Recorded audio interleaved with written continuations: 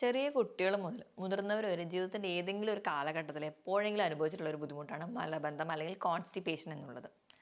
എന്തുകൊണ്ടാണ് കോൺസ്റ്റിപ്പേഷൻ ഉണ്ടാവുന്നത്, ഉണ്ടാവുമ്പോൾ എന്തൊക്കെ കോംപ്ലിക്കേഷൻസ് ഉണ്ടാവാം, നമുക്ക് എങ്ങനെയൊക്കെ മാനേജ് ചെയ്യാം എന്ന് നമുക്ക് ഡീറ്റെയിൽ ആയിട്ട് നോക്കാം. ഞാൻ ഡോക്ടർ പ്രിയ QNB ഹെൽത്ത് കെയറിലെ ഹോമിയോപ്പതിക് ഫിസിഷ്യനാണ്.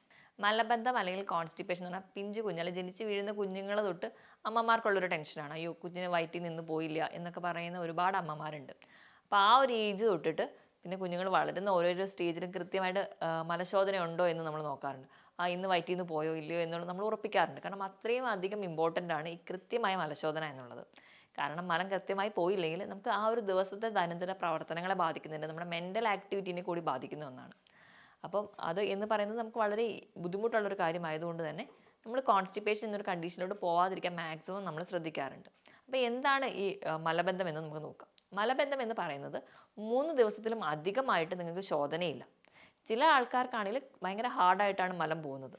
ചില ആൾക്കാർക്ക് ഒരുപാട് നേരം സ്ട്രെയിൻ ചെയ്യണം. ചില ആൾക്കാർക്കാണെങ്കിൽ കഫം കൂടെ പോകുന്നത്, ഒരു മ്യൂക്കസ് ഡിസ്ചാർജ് കാണിക്കുന്നുണ്ട്. ഇങ്ങനെയുള്ള ഏതെങ്കിലുമൊക്കെ ലക്ഷണങ്ങൾ ഒരു 3 മാസത്തിലും അധികം നിൽക്കുകയാണെങ്കിൽ നിങ്ങൾക്ക് ഒരു മലബന്ധമുണ്ടെന്ന് പറയാം. ഇങ്ങനെ ഒരു കണ്ടീഷൻ ഉണ്ടെങ്കിൽ നിങ്ങൾ എത്രയും പെട്ടെന്ന് ഒരു ഡോക്ടറുടെ കൺസൾട്ടേഷൻ എടുക്കേണ്ടത് വളരെ അത്യാവശ്യമാണ്. കാരണം വിചാരിക്കുമ്പോൾ നിങ്ങൾ വിചാരിക്കും കുറച്ച് നാളായിട്ടുള്ള പ്രശ്നമാണ്, അത് ശരിയായിക്കോളും, അല്ലെങ്കിൽ നമ്മൾ വീട്ടിലെ ചെറിയ പൊടിക്കൈകളൊക്കെ ചെയ്ത് കഴിഞ്ഞാൽ ശരിയാകും എന്നൊക്കെ ആയിരിക്കും നമ്മൾ വിചാരിക്കുക. പക്ഷേ ഇങ്ങനെ കോൺസ്റ്റിപ്പേഷൻ കണ്ടിന്യൂസ് ആയിട്ട് നിൽക്കുന്ന ഒരാൾക്കാണെങ്കിൽ പിന്നീട് അത് മറ്റ് കോംപ്ലിക്കേഷൻസ് അല്ലെങ്കിൽ മറ്റ് പല ബുദ്ധിമുട്ടുകളിലോട്ട് പോകാനുള്ള ചാൻസ് വളരെ കൂടുതലാണ്. അപ്പം നമുക്ക് ഇന്ന് ഈ വീഡിയോയിലൂടെ നമുക്കത് ഡീറ്റെയിൽ ആയിട്ട് നോക്കാം. ഇനി നമുക്ക് മലബന്ധം എന്താണെന്ന് നോക്കി, ഇനി നമ്മൾ മലബന്ധം ഉണ്ടാകാനുള്ള കാരണങ്ങൾ എന്തൊക്കെയാണെന്ന് നോക്കാം. അപ്പം ഒന്നാമതായിട്ട് നമ്മൾ കഴിക്കുന്ന ഭക്ഷണം നമ്മുടെ വായിൽ നിന്ന് നേരെ ആമാശയത്തിലെത്തുന്നു. ആമാശയത്തിൽ നിന്ന് പിന്നെ ചെറുകുടൽ, വൻകുടൽ, പിന്നെ മലദ്വാരം, പുറത്തേക്ക് പോകുന്നു. അങ്ങനെയാണല്ലോ പ്രോസസ്സ്. അപ്പം ഈ കൂടുതലായിട്ട് ഫോം ചെയ്യുന്നത് വൻകുടലിൽ വെച്ചിട്ടാണ്. വൻകുടൽ എന്ന് പറഞ്ഞാൽ ഒരു 4 മുതൽ 6 മീറ്ററോളം നീളം പറയുന്നുണ്ട്. അപ്പോൾ അവിടെ ചെറിയ ചെറിയ മൂവ്മെൻറ്റ്സ് ഉണ്ടെങ്കിൽ മാത്രമേ മലമായിട്ട് ഫോം ചെയ്ത് അത് മലം പുറത്തേക്ക് മലദ്വാരത്തിലൂടെ പോവുകയുള്ളൂ. അപ്പോൾ ഈ ഒരു മൂവ്മെൻറ്റ്സ് ഒക്കെ കറക്റ്റ് ആവണമെങ്കിൽ നമുക്ക് കൃത്യമായ ഒരു വ്യായാമം വേണം, നമ്മുടെ ഭക്ഷണം കൃത്യമായിരിക്കണം. ഇതൊക്കെയാണ് നമുക്ക് വേണ്ടത്. ഇപ്പോൾ ചെറിയ കുട്ടികൾ തൊട്ട് ഈ ഒരു കോൺസ്റ്റിപ്പേഷൻ്റെ ബുദ്ധിമുട്ടുണ്ടെങ്കിൽ അതിന് പ്രധാന കാരണം എന്ന് പറഞ്ഞാൽ ഭക്ഷണം തന്നെയാണ്. നമുക്കറിയാം, നമ്മൾ കൂടുതലായിട്ടും കുട്ടികൾക്കൊക്കെ കൊടുക്കുന്നത് ബിസ്ക്കറ്റ്സ് അല്ലെങ്കിൽ പേസ്ട്രീസ്, കുക്കീസ് ഒക്കെയാണ്. ഇവയൊക്കെ കൂടുതലും മൈദ കൊണ്ട് ഉണ്ടാക്കുന്നതാണ്. അതോടൊപ്പം തന്നെ ഒരുപാട് അഡിക്റ്റീവ് ആയിട്ടുള്ള കുറേ കളേഴ്സും ഒക്കെ ആഡ് ചെയ്യുന്നുണ്ട്. മൊത്തത്തിൽ പറഞ്ഞാൽ ഒരു പ്രോസസ്ഡ് ഫുഡാണ് നമ്മൾ കൊടുക്കുന്നത്. പച്ചക്കറികളോ പഴവർഗ്ഗങ്ങളോ ഒന്നും കുട്ടികൾ കഴിക്കാനും തയ്യാറല്ല. അതോടൊപ്പം തന്നെ വെള്ളം കുടിയുടെ അളവ് കുറയുക. ചെറിയ കുട്ടികളായിരിക്കുമ്പോൾ തന്നെ ഫോർമുല മിൽക്കുകളും ടിൻഡ് ഫുഡുകളൊക്കെ ധാരാളം കഴിക്കുക. ക്യാൻഡ് ജ്യൂസസും ക്യാൻഡ് ഫുഡും ഒക്കെയാണ് നിങ്ങൾ കഴിക്കുന്നതെങ്കിൽ ഇവയൊക്കെ നിങ്ങളുടെ മലശോധനയെ ബാധിക്കുന്നുണ്ട്. ഇനി കുറച്ചുകൂടെ വളർന്നു കഴിഞ്ഞാൽ നമ്മൾ കൂടുതലും കഴിക്കുന്നത് ട്രാൻസ് ഫാറ്റ് അടങ്ങിയിട്ടുള്ള ഭക്ഷണങ്ങൾ, ബർഗർ, പിസ്സ, അല്ലെങ്കിൽ ഒരുപാട് അൽഫാം പോലെയുള്ള ചിക്കൻസ്, വറുത്തതും പൊരിച്ചതുമായ ഭക്ഷണങ്ങളാണ് കൂടുതലായിട്ട് പ്രിഫർ ചെയ്യുക. അതോടൊപ്പം തന്നെ കൂടുതൽ ആൾക്കാർ, നമ്മൾ പ്രധാനമായിട്ടും മലയാളികളെല്ലാം താല്പര്യപ്പെടുന്നത് മൈദ അടങ്ങിയിട്ടുള്ള പൊറോട്ടയാണ്.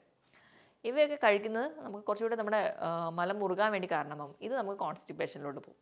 അതോടൊപ്പം തന്നെ നമ്മുടെ ജീവിതശൈലി എന്ന് പറഞ്ഞിട്ടുണ്ടെങ്കിൽ പ്രത്യേകിച്ച് വ്യായാമമൊന്നുമില്ല, എക്സസൈസ് ഒന്നുമില്ല, നമുക്കങ്ങനെ വെയിറ്റൊക്കെ കൂടുന്നു, നമ്മൾ കഴിക്കുന്ന ഭക്ഷണം ഇങ്ങനെയാണ്. അപ്പം വ്യായാമമൊന്നും ഇല്ലാതെ നടക്കുമ്പോൾ തന്നെ നമുക്ക് പല പല ബുദ്ധിമുട്ടുകൾ തുടങ്ങും. ഇതൊക്കെ ഒരു കോൺസ്റ്റിപ്പേഷനിലോട്ട് പോകുന്നുണ്ട്. ഇതല്ലാതെ തന്നെ ഇപ്പോൾ സ്ത്രീകളുടെ കേസിലാണെങ്കിൽ ഗർഭാവസ്ഥയിൽ ചില ഹോർമോൺസിൻ്റെ ചേഞ്ച് കൊണ്ടും അതുപോലെ തന്നെ ഒരു കുഞ്ഞ് നമ്മുടെ യൂട്രസിൽ വളരുന്നതിൻ്റെ ഭാഗമായിട്ടും ഉണ്ടാകുന്ന ഒരു പ്രഷർ കൊണ്ട് അവർക്ക് കോൺസ്റ്റിപ്പേഷൻ ഉണ്ടാവാറുണ്ട്. ഇത് ആ ഒരു പ്രഗ്നൻസി പീരീഡ് കഴിയുമ്പോൾ അത് തന്നെ അങ്ങ് മാറാറാണ് ഒരുപാട് പേർക്കും. ചില ആൾക്കാർക്ക് മാത്രമേ അത് നീണ്ടു നിൽക്കാറുള്ളൂ.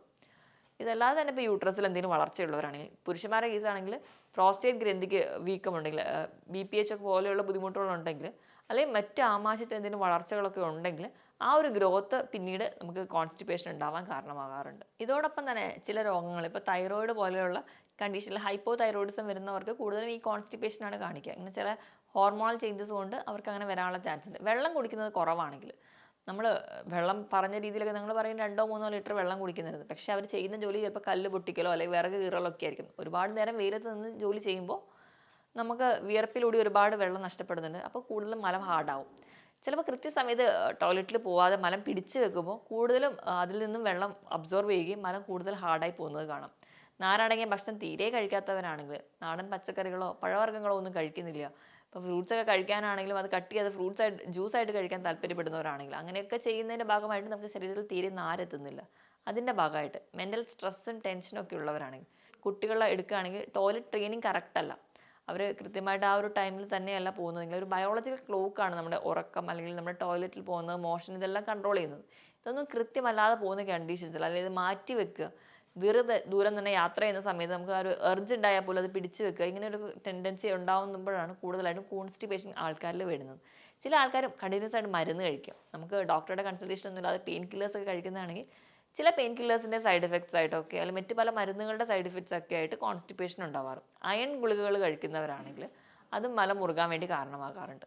ഇതൊക്കെയാണ് പ്രധാനമായിട്ടും കാരണങ്ങളായിട്ട് പറയാം. ഇനിയിപ്പം ഒരു കോൺസ്റ്റിപ്പേഷനൊക്കെ ഉണ്ടെങ്കിൽ എന്തൊക്കെയാണ് വേറെ കോംപ്ലിക്കേഷൻ, എന്തൊക്കെ ബുദ്ധിമുട്ടുകളാണ് അവർക്ക് ഉണ്ടാവുക? ഒന്നാമതായെന്ന് പറഞ്ഞാൽ വിശപ്പ് കുറയും. കാരണം കൃത്യമായിട്ടൊരു മലശോധന ഉണ്ടാകാത്തതുകൊണ്ട് തന്നെ കുഞ്ഞു കുട്ടികൾക്ക് തന്നെ ഒരു പരിധി വരെ വിശപ്പ് കുറയാനൊരു കാരണം എന്ന് പറഞ്ഞിട്ടുണ്ടെങ്കിൽ ഇങ്ങനെ മലശോധന കൃത്യമല്ലാത്തത് കൊണ്ട് തന്നെയാണ്. അതുപോലെ തന്നെ കോൺസ്റ്റിപ്പേഷൻ നീണ്ടു നിന്ന് കഴിഞ്ഞാൽ പൈൽസ് അല്ലെങ്കിൽ ഹെമറോയിഡ്സ് ഉണ്ടാവാനുള്ള ചാൻസ് വളരെ കൂടുതലാണ്. അതുപോലെ തന്നെ ഫിഷർ വിസ്റ്റിൽ പോലെയുള്ള കണ്ടീഷൻസ്, മറ്റ് ഏനോറെക്ടൽ കണ്ടീഷൻസ് ഒക്കെ ഉണ്ടാവാനുള്ള ചാൻസ് വളരെ കൂടുതലാണ്. കൂടുതലും മിക്ക രോഗങ്ങളുടെയും അടിസ്ഥാനം എന്ന് പറയുന്നത് മലശോധന കൃത്യമായിട്ടില്ലാത്തതുകൊണ്ടാണ്. അതുകൊണ്ട് തന്നെ ഒരു പഴമൊഴി പോലെ പറയാറുണ്ട്, constipation is the mother of all chronic disease എന്ന്. അതായത് കൃത്യമായിട്ടൊരു മലശോധന ഇല്ല, അല്ലെങ്കിൽ ഈ കോൺസ്റ്റിപ്പേഷനാണ് മിക്ക അസുഖങ്ങളുടെയും കാരണമെന്ന്. അപ്പോൾ നമ്മൾ വയറാണ് ആദ്യം തന്നെ ക്ലീൻ ചെയ്യേണ്ടത്. അത് മിക്ക കണ്ടീഷൻസിലും ഇപ്പോൾ ഒരു ട്രീറ്റ്മെൻറ്റ് സൈഡ് എടുക്കുകയാണെങ്കിൽ അവർ ആദ്യം തന്നെ വയറൊന്ന് ശുദ്ധിയാവാൻ വേണ്ടിയിട്ടാണ് നമ്മളൊക്കെ പറയാറ്. അപ്പോൾ നമ്മൾ മെഡിസിൻസിനോടൊപ്പം തന്നെ പ്രോബയോട്ടിക്സ് കഴിക്കാൻ പറയുന്നത് തന്നെ നമ്മുടെ വയറിലുള്ള നമ്മുടെ ഗട്ടിൻ്റെ ഹെൽത്ത് ഓക്കെ ആക്കുക, ഗട്ടിലെ ബാക്ടീരിയൽ ഗ്രോത്ത് കൃത്യമായിട്ട് നടത്തുക. അങ്ങനെയൊക്കെ ഉണ്ടെങ്കിൽ ഒരു പരിധി വരെ ഈ ഒരു മലശോധനയുടെ പ്രശ്നങ്ങൾ അല്ലെങ്കിൽ മലബന്ധം പോലെയുള്ള ബുദ്ധിമുട്ട് കംപ്ലീറ്റ്ലി മാറുന്നതായിട്ട് കാണും. അപ്പം ഇതൊക്കെ നിങ്ങൾ ആദ്യം തന്നെ ഒന്ന് നോട്ട് ചെയ്ത് നോക്കുക, ഇതൊക്കെ കൃത്യമായിട്ട് ഇരിക്കാൻ വേണ്ടി ശ്രദ്ധിക്കുക. ഈ ബുദ്ധിമുട്ടുകളോടൊപ്പം തന്നെ ഇങ്ങനെ കോൺസ്റ്റിപ്പേഷൻ ഉള്ളവർക്ക് നടുവിന് വേദന പറയാറുണ്ട്. ചില ആൾക്കാർക്ക് തന്നെ നമ്മുടെ അടുത്ത് വരുമ്പോൾ തന്നെ നടുവേദനയായിട്ടായിരിക്കും പ്രസൻറ്റ് ചെയ്യുക. പല ലക്ഷണങ്ങളും ഒക്കെ നമ്മൾ നോക്കിക്കഴിഞ്ഞാൽ പ്രത്യേകിച്ച് വേറെ ബുദ്ധിമുട്ടുകളൊന്നും ഇല്ല, അല്ലെങ്കിൽ നടുവിൻ്റെ പ്രശ്നങ്ങളായിരിക്കില്ല. ചിലപ്പോൾ നമ്മൾ കേസ് എടുത്ത് വരുമ്പോഴാണ് അറിയാറ് ഇങ്ങനെ ഒരു മലബന്ധം പോലെയുള്ള പ്രശ്നമുണ്ട്, അതുകൊണ്ടാണ് അവർക്ക് നടുവേദന ഉണ്ടാവുന്നത്. ഗ്യാസിൻ്റെ ബുദ്ധിമുട്ടുകൾ നിൽക്കാറുണ്ട്. കാരണം മലശോധന കൃത്യമായിട്ടല്ലാതെ വരുന്നതുകൊണ്ട് ദഹന പ്രക്രിയ കറക്റ്റായിട്ട് നടക്കില്ല. അസിഡിറ്റി, നെഞ്ചിരിച്ചിൽ, പുളിച്ച് തകട്ടൽ പോലെയുള്ള ബുദ്ധിമുട്ടുകളും ഇവർക്ക് കാണിക്കാറുണ്ട്. ഇതോടൊപ്പം തന്നെ അവർക്കൊരു സ്ട്രെസ്സും ടെൻഷനും, ഞാൻ ആദ്യം പറഞ്ഞതുപോലെ തന്നെ ദൈനംദിന പ്രവർത്തനങ്ങളൊന്നും കൃത്യമല്ലാതെ നടക്കുമ്പോൾ നമുക്ക് മൊത്തത്തിലൊരു ആൻസൈറ്റി ആയിരിക്കും, നമ്മുടെ മൂഡ് തന്നെ ശരിയല്ല എന്ന് നമ്മൾ പറയാറുണ്ട്. അപ്പോൾ ആ ഒരു പ്രശ്നമൊക്കെ നമുക്ക് ഈ കാണിക്കാറുണ്ട്. നമ്മൾ വിചാരിക്കുമ്പോൾ ഒരു ദിവസത്തെ ഒരു ജനറൽ ആക്ടിവിറ്റി ആയിട്ടായിരിക്കും കാണുക, പക്ഷേ കൃത്യമല്ലാതെ നടക്കുമ്പോൾ നമുക്ക് മെൻ്റൽ ആക്ടിവിറ്റീനെയും ഫിസിക്കൽ ആക്ടിവിറ്റീനെയും ഇത് ബാധിക്കുന്നുണ്ട്. അപ്പോൾ നിങ്ങൾ ഏറ്റവും ആദ്യം ശ്രദ്ധിക്കേണ്ടത് നമ്മുടെ ആ ഒരു ട്രെയിനിങ്, ടോയ്ലറ്റ് ട്രെയിനിങ് കുഞ്ഞു കുട്ടികളായിരിക്കുമ്പോൾ തൊട്ട് ശീലിപ്പിക്കുകയാണെങ്കിൽ, അതുപോലെ തന്നെ നിങ്ങളുടെ ഭക്ഷണവും നിയന്ത്രിക്കുകയാണെങ്കിൽ, നല്ലപോലെ വെള്ളം കുടിക്കുകയാണെങ്കിൽ, ചെറിയ വ്യായാമമൊക്കെ ഉണ്ടെങ്കിൽ നിങ്ങൾക്ക് ഈ പ്രശ്നങ്ങളൊന്നും ഒരു പരിധി വരെ നിങ്ങൾക്ക് കൺട്രോൾ ചെയ്യാൻ പറ്റും. അപ്പോൾ ഇതിൻ്റെ കോംപ്ലിക്കേഷൻ സൈഡ് എന്ന് പറഞ്ഞിട്ടുണ്ടെങ്കിൽ മൂലക്കുരു ഉണ്ടാവാൻ അല്ലെങ്കിൽ പൈൽസ് ഉണ്ടാവാനുള്ള ചാൻസ് വളരെ കൂടുതലാണ്. ഇനി നമ്മളിത് എങ്ങനെയൊക്കെയാണ് മാനേജ് ചെയ്യുക എന്ന് നോക്കാം. അതിൻ്റെ മാനേജ്മെൻറ്റിൻ്റെ സൈഡ് നമ്മൾ ആദ്യം തന്നെ ഞാൻ ഈ പറഞ്ഞ ഭക്ഷണങ്ങൾക്ക് അവോയ്ഡ് ചെയ്യാം. പകരം നിങ്ങൾ കഴിക്കേണ്ട ഭക്ഷണം എന്ന് പറഞ്ഞാൽ കൂടുതലും നാരടങ്ങിയിട്ടുള്ള ഭക്ഷണങ്ങൾ, നമ്മുടെ വീട്ടിൽ കിട്ടുന്ന നാടൻ പച്ചക്കറികളും പഴവർഗ്ഗങ്ങളും നിങ്ങൾക്ക് ധാരാളം കഴിക്കാവുന്നതാണ്. പഴവർഗ്ഗങ്ങൾ കഴിക്കുമ്പോൾ നിങ്ങൾ മാക്സിമം ശ്രദ്ധിക്കേണ്ടത് കട്ട് ചെയ്ത് കഴിക്കുക, ജ്യൂസാക്കി കഴിക്കാതിരിക്കുക. ജ്യൂസാക്കുമ്പോൾ ഒന്നാമത് നമ്മൾ അതിൻ്റെ ഫൈബേഴ്സൊക്കെ അരിച്ച് കളയുകയും ചെയ്യും, പിന്നെ കുറച്ച് പഞ്ചസാരയും കൂടി ഇടുകയും ചെയ്യും. കട്ട് ചെയ്ത് കഴിക്കാൻ വേണ്ടി ശ്രദ്ധിക്കുക. പച്ചക്കറികൾ ധാരാളം കഴിക്കുക, അതാണ് ഏറ്റവും മെയിനായിട്ട്. അതുപോലെ തന്നെ നിങ്ങൾക്ക് രാവിലെ എണീക്കുമ്പോൾ തന്നെ ഒരു 2 ഗ്ലാസ് ഇളം ചൂടുവെള്ളം കുടിക്കുകയാണെങ്കിൽ നിങ്ങൾക്ക് രാവിലെ തന്നെ ആ ഒരു ശോധനയുടെ പ്രോസസ്സ് കറക്റ്റായിട്ട് നടക്കും. അപ്പോൾ ധാരാളം വെള്ളം കുടിക്കുക. നിങ്ങളുടെ ബോഡി വെയിറ്റ് എത്രയാണോ നോക്കിയിട്ട്, അപ്പോൾ ഒരു 25 കിലോയ്ക്ക് 1 ലിറ്റർ എന്ന കണക്കെയാണ്. അപ്പോൾ ധാരാളം വെള്ളം കുടിക്കുകയാണെങ്കിൽ ഒരു പരിധി വരെ ഈ ബുദ്ധിമുട്ടുകളൊക്കെ നിങ്ങൾക്ക് കുറയുന്നതായിട്ട് കാണാം. ഈ മാനേജ്മെൻറ്റ് സൈഡിലോട്ട് പോകുമ്പോൾ തന്നെ ഏറ്റവും ജനറലായിട്ട് പറയുന്നത് HMF നിയമം എന്നാണ് പറയുക. HMF നിയമം എന്ന് പറയുമ്പോൾ H for hydration, M for movement, F for fibre. ഇത് മൂന്നും ഉണ്ടെങ്കിൽ തന്നെ നമുക്ക് ഈ മലബന്ധം പോലുള്ള പ്രശ്നങ്ങൾ മാറ്റാൻ പറ്റുമെന്നാണ് പറയുക. അപ്പം വെള്ളം ഞാൻ പറഞ്ഞ പോലെ ധാരാളം കുടിക്കുക. പിന്നെ മൂവ്മെൻറ്റിൻ്റെ രീതിയിൽ ഞാൻ പറയുകയാണെങ്കിൽ വ്യായാമം കൃത്യമായിട്ട് ചെയ്യുക. നമുക്ക് ശരീരം മൊത്തത്തിൽ ഹെൽത്തി ആയിട്ടിരിക്കാൻ പറ്റും. ബ്ലഡ് സർക്കുലേഷൻ കറക്റ്റ് ചെയ്യാൻ പറ്റും. ബ്ലഡ് സർക്കുലേഷൻ കറക്റ്റ് ചെയ്ത് തന്നെ ഒരു പരിധി വരെ നമ്മുടെ എല്ലാ കോശങ്ങളും ആക്റ്റീവായിട്ട് വർക്ക് ചെയ്യും. ഇപ്പം ബ്ലഡ് സർക്കുലേഷൻ്റെ കാര്യം പറയുമ്പോഴാണ് നമ്മൾ രാവിലെ എണീക്കുമ്പോൾ തന്നെ ഒന്ന് സ്ട്രെച്ച് ചെയ്ത് എണീക്കാൻ പറയാറുണ്ട്. കാരണം ഹാർട്ടിന് കൃത്യമായൊരു പമ്പിങ് കുറച്ചുകൂടി ഈസി ആയിട്ട് നടക്കും. അപ്പം മലദ്വാരത്തിൻ്റെ ആ ഒരു ഏരിയയിലൊക്കെയുള്ള ബ്ലഡ് പമ്പിങ് കൂടുതലായി നടക്കുന്നതുകൊണ്ട് നമുക്ക് മലശോധന കൃത്യമായിട്ട് നടക്കുന്നതാണ്. അപ്പം ഇതൊക്കെ ശ്രദ്ധിക്കണം. ഇനി ഭക്ഷണത്തിൻ്റെ കേസിലോട്ട് വരികയാണെങ്കിൽ നാരടങ്ങിയ ഭക്ഷണത്തിനോടൊപ്പം തന്നെ ഇലക്കറികൾ ധാരാളം കഴിക്കുക. ചീര, മുരിങ്ങയൊക്കെ കഴിക്കുകയാണെങ്കിൽ അതിലൊക്കെ ധാരാളം ഫൈബേഴ്സ് അടങ്ങിയിട്ടുണ്ട്. അതോടൊപ്പം തന്നെ ഇപ്പം ഫ്രൂട്ട്സിൻ്റെ കേസിലൊക്കെയാണെങ്കിൽ പേരയ്ക്ക, പപ്പായ, നെല്ലിക്ക ഇവയൊക്കെ സ്ഥിരമായി കഴിക്കുന്നത് വളരെ നല്ലതാണ്. ഇത് നമുക്ക് ഹെൽത്തിയുമാണ്. അതുപോലെ തന്നെ നിങ്ങൾക്ക് നാര് ധാരാളം അടങ്ങിയിട്ടുണ്ട്, വളരെ ഹെൽപ്പ് ചെയ്യുന്നുണ്ട്. ഇപ്പം ധാന്യങ്ങളുടെ കേസ് എടുക്കുകയാണ്, നിങ്ങൾ എന്ത് ധാന്യമാണ് കഴിക്കുന്നതെങ്കിലും തവിടോടുകൂടി ധാന്യങ്ങൾ കഴിക്കുക. ഇപ്പം ചോറ് കഴിക്കുമ്പോൾ വെള്ളരി മാറ്റിയിട്ട് കുത്തരി ഉപയോഗിക്കുക, അത് ഫൈബർ റിച്ച് ആണ്. ധാരാളം നട്ട്സുകൾ കഴിക്കുക. നട്ട്സിൽ ഇപ്പോൾ നിങ്ങൾ chia seed, flax seed, pumpkin seed, almonds ഇതൊക്കെ കഴിക്കുക. ഇതൊക്കെ നിങ്ങൾക്കൊരു ഫൈബർ റിച്ച് ആണ്, അതുപോലെ തന്നെ നിങ്ങൾക്ക് ഹെൽത്തിയാണ്. ഇപ്പം അതോടൊപ്പം തന്നെ ഈ ഫ്രൂട്ട്സും വെജിറ്റബിൾസും ഒക്കെ കഴിക്കുന്നതിനോടൊപ്പം തന്നെ നിങ്ങൾ ധാരാളം ധാന്യങ്ങൾ കഴിക്കുക. ധാന്യങ്ങൾ ധാരാളം സോളിബിൾ ഫൈബേഴ്സ് ഉണ്ട്, അത് നിങ്ങളെ ഹെൽപ്പ് ചെയ്യും. ഇപ്പോൾ പയറ്, കടല, പരിപ്പ് ഇവയൊക്കെ ധാരാളം ധാന്യങ്ങൾ അടങ്ങിയിട്ടുണ്ട്. ഈ ധാന്യങ്ങളൊക്കെ കഴിക്കുകയാണെങ്കിൽ നിങ്ങൾക്ക് അതിലും ഫൈബേഴ്സ് കിട്ടുന്നതാണ്. പിന്നെ മുത്താറി കഴിക്കുന്നത് നല്ലതാണ്. പച്ചക്കറികളുടെ കേസിൽ എടുക്കുകയാണെങ്കിൽ നിങ്ങൾക്ക് ബ്രക്കോളി, തക്കാളി, വെണ്ടയ്ക്ക ഇതൊക്കെ നല്ലപോലെ ഫൈബേഴ്സ് അടങ്ങിയിട്ടുണ്ട്. ബീൻസ്, പയർ ഇവയൊക്കെ കഴിക്കാവുന്നതാണ്. ഇതൊക്കെ നിങ്ങൾ ശീലിക്കുകയാണെങ്കിൽ, ഈ ഒരു ഭക്ഷണങ്ങളൊക്കെയാണ് നിങ്ങൾ കൂടുതലായിട്ടും കഴിക്കുന്നതെങ്കിൽ നിങ്ങൾ ചോറിൻ്റെ അളവ് കുറയ്ക്കുക.